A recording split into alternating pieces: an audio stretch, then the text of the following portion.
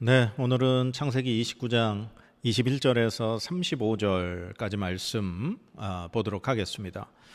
제가 말씀 봉독합니다. 야곱이 라반에게 이르되 내 기한이 찼으니 내 아내를 내게 주소서. 내가 그에게 들어가겠나이다.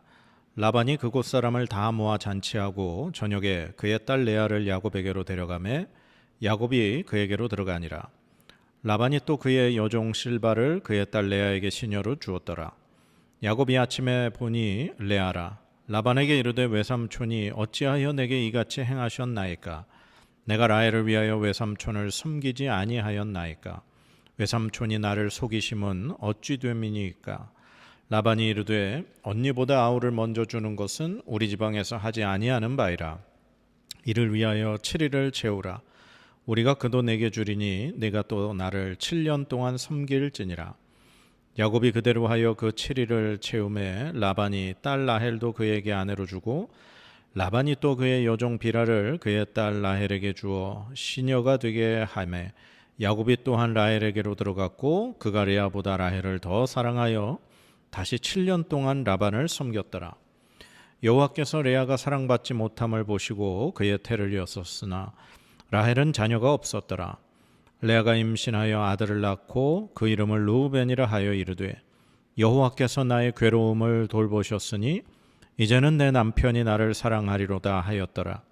그가 다시 임신하여 아들을 낳고 이르되 여호와께서 내가 사랑받지 못함을 들으셨으므로 내게 이 아들도 주셨도다 하고 그의 이름을 시므온이라 하였으며 그가 또 임신하여 아들을 낳고 이르되 내가 그에게 세 아들을 낳았으니 내 남편이 지금부터 나와 연합하리로다 하고 그의 이름을 레위라 하였으며 그가 또 임신하여 아들을 낳고 이르되 내가 이제는 여호와를 찬송하리로다 하고 이로 말미암아 그가 그의 이름을 유다라 하였고 그의 출산이 멈추었더라. 아멘. 네, 오늘 창세기 29장 이 후반부에 있는 말씀 한번 정리 한번 해보도록 하겠습니다. 드디어 이제 7년이 찼죠. 그래서 이 야곱이 라헬과 결혼식을 하게 됩니다. 그런데 삼촌인 라반이 야곱을 속이게 됩니다. 밤에 라헬 대신에 레아를 야곱에게 들여보내죠. 아침에 일어나 깨서 라헬이 아니라 레아라는 사실을 알고 삼촌에게 이제 따지게 됩니다. 삼촌은 변명을 대죠. 동생이 언니보다 먼저 시집가는 그런 이 문화가 우리 동네에는 없다는 거죠. 그리고 7일을 채워라. 그리고 라헬도 내가 너에게 줄 테니 7년을 또 나를 섬겨라. 그렇게 이야기합니다. 그래서 결국 이 야곱은 이 7일 후에 다시 라헬을 맞이하게 되고 7년을 자기 삼촌 라반에게 다시 한번 섬기는 일을 하게 됩니다. 그리고 이제 그 마지막 부분에는 이 레아가 야곱에게서 난 4명의 아들의 이름을 기록하는 것으로 오늘 말씀을 끝나고 있습니다. 이 말씀 보면서 아마 여러분도 느끼실 겁니다. 참 이 야곱의 삼촌 라반이라는 사람이 참 보통이 아니다. 예. 이 7년이라는 시간을 이 라헬을 시집 보낸다는 명목으로 야곱에게 이렇게 일을 하게 했던 거죠. 그런데 이 라반은 자신에게 이제 있는 두 딸을 모두 이제 야곱에게 시집 보내는 계획을 세우고 생각을 하면서 야곱에게 또 7년 동안 자신을 위해 일할 수 있는 구실을 만들게 된다는 거죠. 야, 참 이걸 보면서 여러분은 어떤 생각을 하셨는지 모르겠습니다. 근데 저는 그런 생각이 들어요. 지금 야곱이 이 삼촌 라반 집에 오게 된 이유가 있지 않습니까? 자신의 아버지 이삭을 어떻게 보면 속인 거죠. 아버지가 눈이 안 보이신다는 그 이유로 어머니와 이제 계획을 짜서 형 대신 에서 대신에 에서의 옷을 입고 음식을 준비해서 아버지 이삭에게 들어갔습니다. 그러니까 보이지 않는 깜깜한 그 아버지의 이삭의 시력을 이용해서 에서의 축복을 받아낸 거죠. 그리고 그 사실을 나중에 이제 에서가 알게 돼서 이제 에서가 야곱을 죽일 생각을 한 거죠. 그래서 이 형 에서의 그 분노로부터 잠시 피하기 위해서 지금 라반의 집에 왔지 않습니까? 저는 이 앞에 7년은 라헬을 얻기 위해서, 라헬을 사랑하는 것 때문에 그 7년이 정말 며칠처럼 지나갔다라고 그렇게 야곱의 마음을 성경은 기록했죠. 그러나 그 뒤에 7년, 또다시 라헬을 위해서 7년이라는 시간을 라반을 섬기면서 야곱이 어떤 생각을 했을까? 전 그 생각이 들더라고요. 자신이 집에서 아버지 이삭에게 그리고 형 에서에게 했던 행동, 그리고 그들이 겪었을 마음, 어떤 상실감, 에서의 분노, 그런 걸 조금은 좀 이해하지 않았을까라는 생각을 해봅니다. 마치 데자뷰처럼 자신이 한 행동이 그대로 자신이 지금 당하고 있는 그 모습을 지금 야곱이 경험하고 있다는 사실이죠. 그것도 이제 삼촌 라반에 의해서. 참 이 말씀을 보면 하나님은 반드시 자신이 한 행동에 대한 대가가 그걸 당한 사람이나 그걸 또 이렇게 행한 모든 것에 대한 것을 하나님은 반드시 이렇게 기억하게 하시고 갚아주시고 그걸 이렇게 그대로 되돌려받게 하시는 게 아닌가라는 늘 생각을 합니다.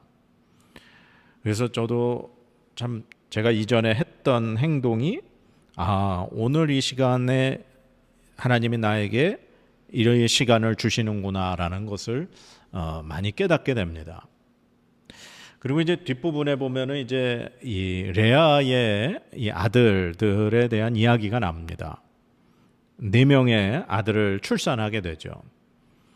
그런데 하나님께서 레아에게 출산을 하게 한 이유를 성경은 이렇게 말씀하고 있습니다. 31절에 여호와께서 레아가 사랑받지 못함을 보시고 그의 태를 여셨으나 라헬은 자녀가 없었더라. 예. 아무래도 이 야곱은 라헬을 사랑했고 라헬을 얻기 위해서 그 7년을 일을 했고 또 그 라헬을 진짜 얻기 위해서 7년이라는 시간을 다시 일을 하게 된 거죠. 그러니까 야곱은 라헬을 위해서 14년을 일합니다. 그만큼 야곱은 라헬을 사랑했다는 거죠.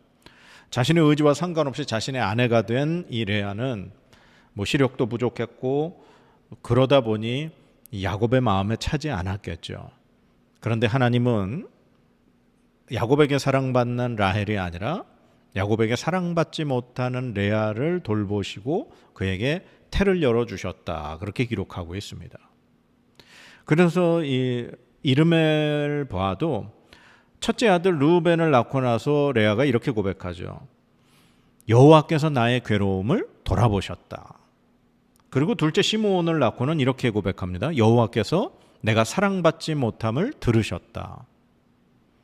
그리고 이제 유다, 마지막 넷째 유다를 낳고서는 내가 이제는 여호와를 찬송하리로다. 이렇게 고백을 합니다.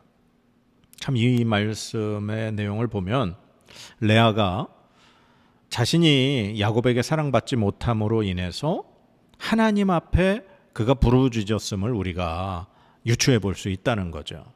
그렇다면 이 말은 이 레아가 하나님을 참 잘 그렇게 믿고 의지하고 그런 삶을, 그런 믿음을 갖고 있는 여인이 아닌가 생각해 볼 수 있다는 겁니다.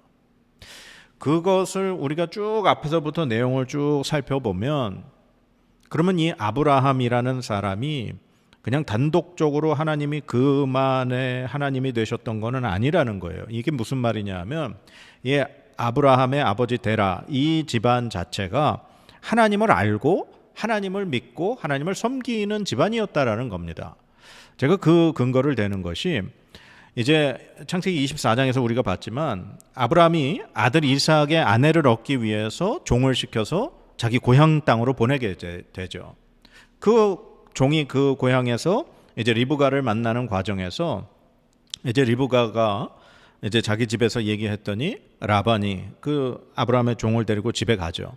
그리고 이런 모든 자초지경을 듣고 나서 이제 이걸 어떻게 허락하겠습니까? 말겠습니까? 라고 아브라함의 종이 묻자 이 라반과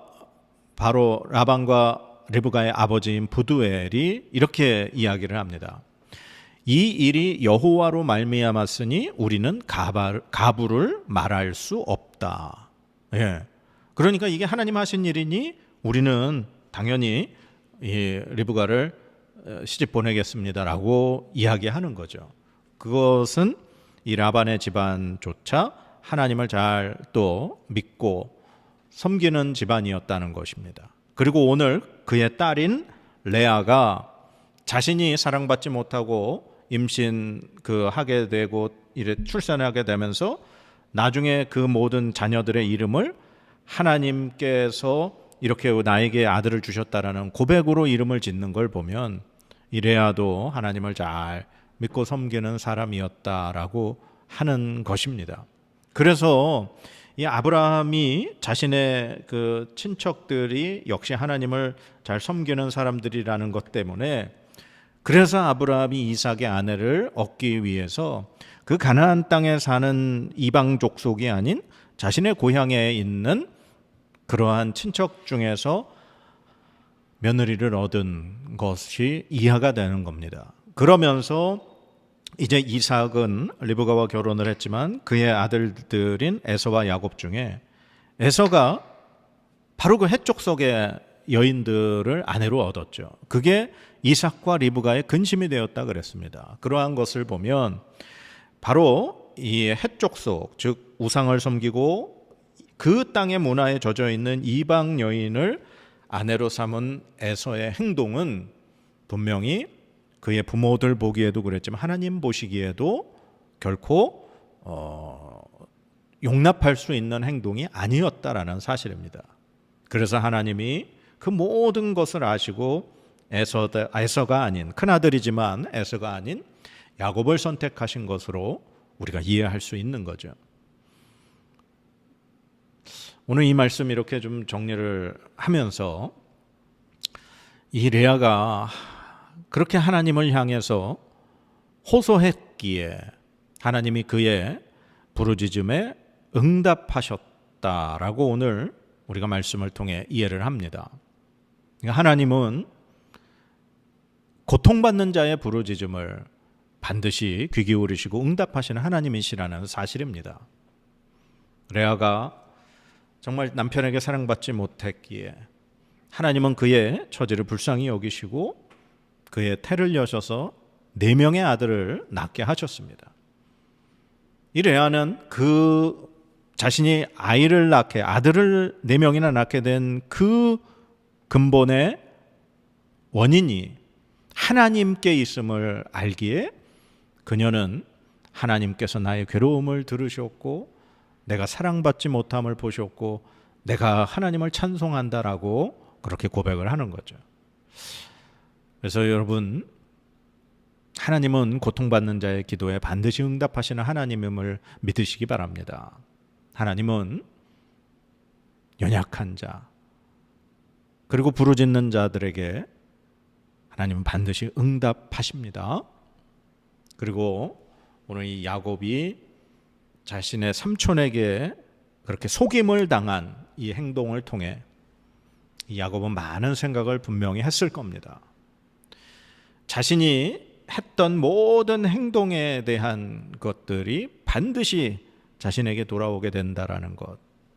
그리고 이러한 일련의 과정을 통해서 어떻게 보면 야곱은 잠깐의 시간 아버지와 형을 속인 그 행동이었지만 그것으로 인해 야곱은 14년이라는 시간을 보내게 됩니다.